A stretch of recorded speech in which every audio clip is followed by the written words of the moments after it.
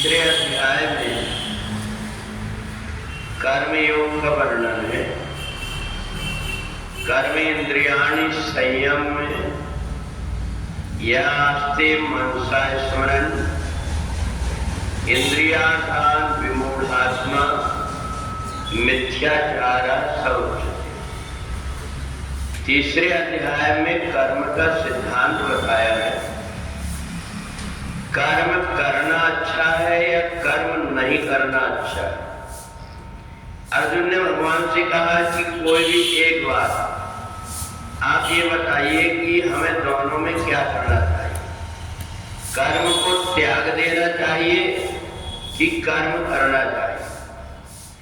भगवान ने कहा कर्म त्याग देने में एक खतरा है।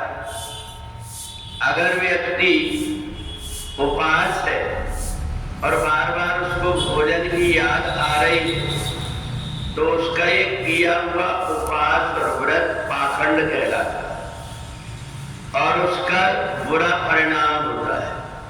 और इसलिए जब कभी भी हम कोई कर्म करें तो उसमें हमारी आसक्ति ना हो।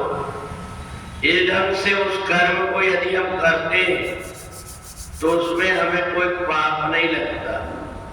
तो इसलिए भगवान का ये कहना है कर्म नहीं करने से कर्म करना अच्छा है।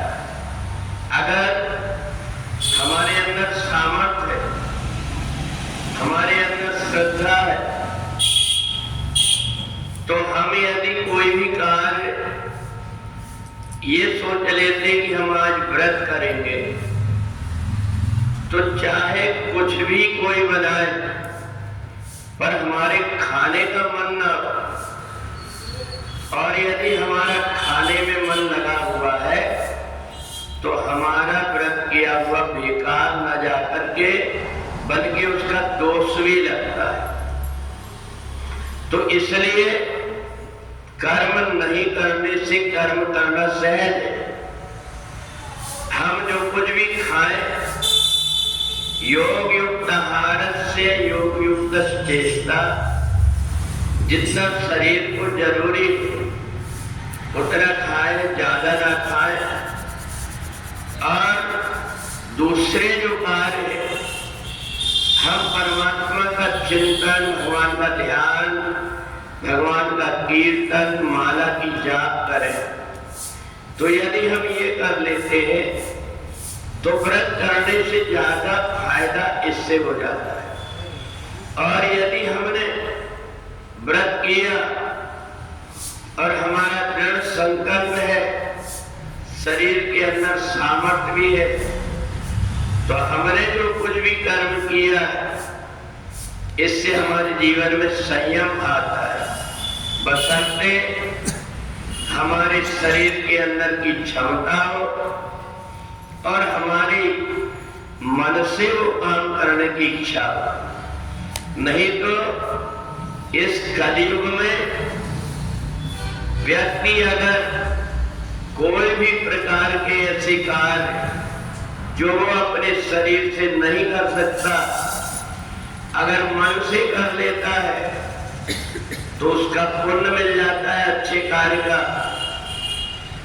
परंतु जो व्यक्ति शरीर से करता है और उसका मन उसमें नहीं लगता तो उसका पुण्य नहीं मिल पाता। इसलिए कर्म के त्याग से कर्म करना श्रेष्ठ है।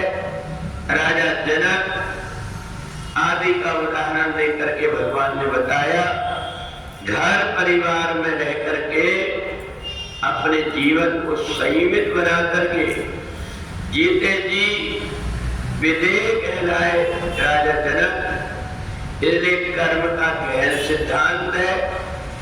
यदि हम मन से कोई कार्य को करते हैं तब तो ठीक है, अन्यथा जो बाहर से दिखावा होता है उसको वेदों में, शास्त्रों में पाखंड कहा गया है। बोले वृंदावन बिहारी लाल।